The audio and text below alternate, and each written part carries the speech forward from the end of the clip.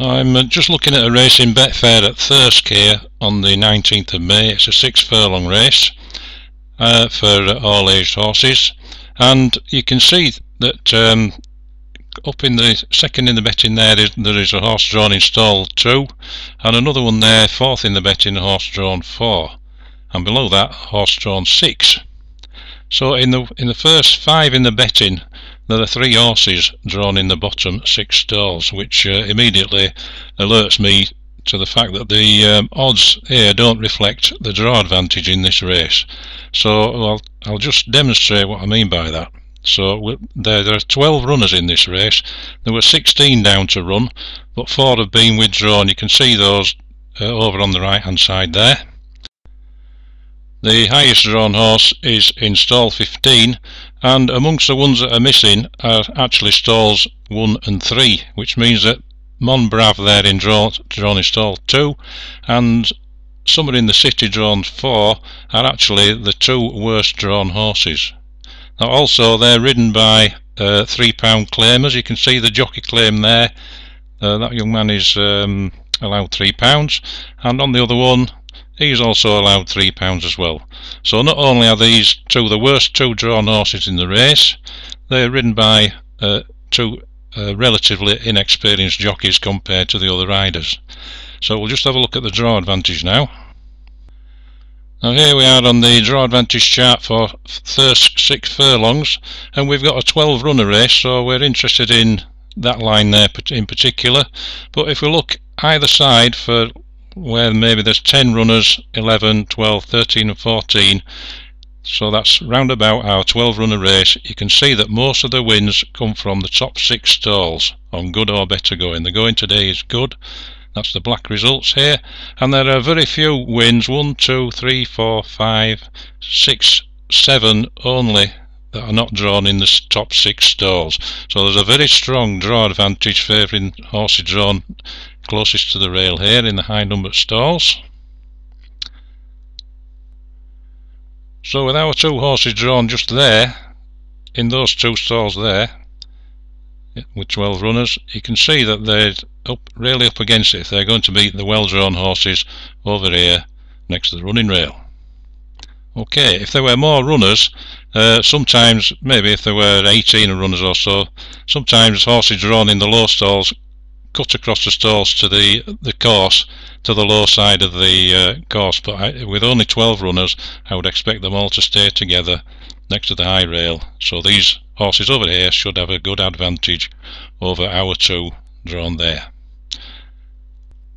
Now if we look at the odds of Monbrav and Summer in the City, we can lay Monbrav at 6 and Summer in the City at 9-6. But it's very early in the day, so it's not even 1 o'clock yet, and this runs off at nearly 3 o'clock. So I could offer to lay at lower odds and hope to get matched. But we'll put 6 and 9-8 now into a spreadsheet and see what odds we're actually laying at if we lay both horses. So I'll put that to 9-8 now. So that's 6 and 9-8. I've put a stake up there 30, and if we lay those 2 at odds of 6 and 9-8 for stakes of 5 and 306, we get total stakes of 806. But our liabilities for the 2 combined, if one of those wins at those odds, would be 21.94, which is nearly £22. So you can see that we're laying at less than 3 to 1 for the 2 horses combined. Now there's also another horse, Beckermet, an old experienced campaigner there in stall 6. He's at odds of 11.5, so we'll put that in as well. And if we put him in as well, if you wanted to put him in as well, he's got a more experienced rider on, our total stakes, if we didn't hit the winner, would be our total return would be 10.67 before commission. But if we did hit a winner, we'd be paying out 19.33, so that reduces the odds down to 2 to 1 there if we included that one as well. So we could either lay at 2 to 1, or if we didn't do Beckermet, the odds of about 3 to 1. So this is quite a good, to say these are badly drawn horses, this is quite a good race to trade whatever happens. If you could do a lot of races like this with the odds very much in our favour, I would expect that eventually you would come out on the winning side, providing that the information you're betting on or laying on, the draw advantage, providing that information is correct, you should come out winning in the long term. Okay, I'll go ahead and put those lays on. Now I try to get my lays on at 6 for Monbrav and 9-6 for Barney McGrew, somewhere in the city, and I managed to get 9-6 okay, which is in the middle of there somewhere. But as you can see, the odds of Monbrav have gone out to 7 and 7-2 now.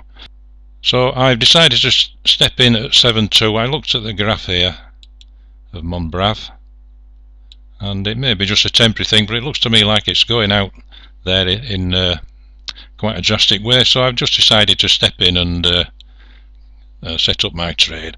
So now you can see that if one of these horses wins, I'm sorry, I made a slight mistake and bet and laid Barney McGrew. My mistake, I laid Barney McGrew, so I had to bet him again, so just to get out. So things look a little bit unbalanced, but basically if Monbrav wins I lose £22.52, and if anything else wins I win £7.50. So that's odds of about 3-1ish, which is okay for me. And if somebody in the city wins, I pay out £24.47, or still pick up £7.50. And if I'm really lucky and Barney McGrew wins a race, I pick up £8.11. Yippee!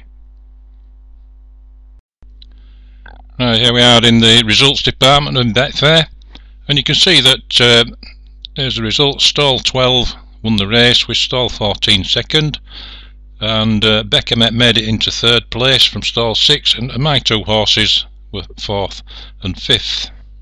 And if I just scroll it down a bit, you can see that stalls 1 and 3 are not there. So stalls 2 and 4 were the two lowest numbered stalls in this race. Okay.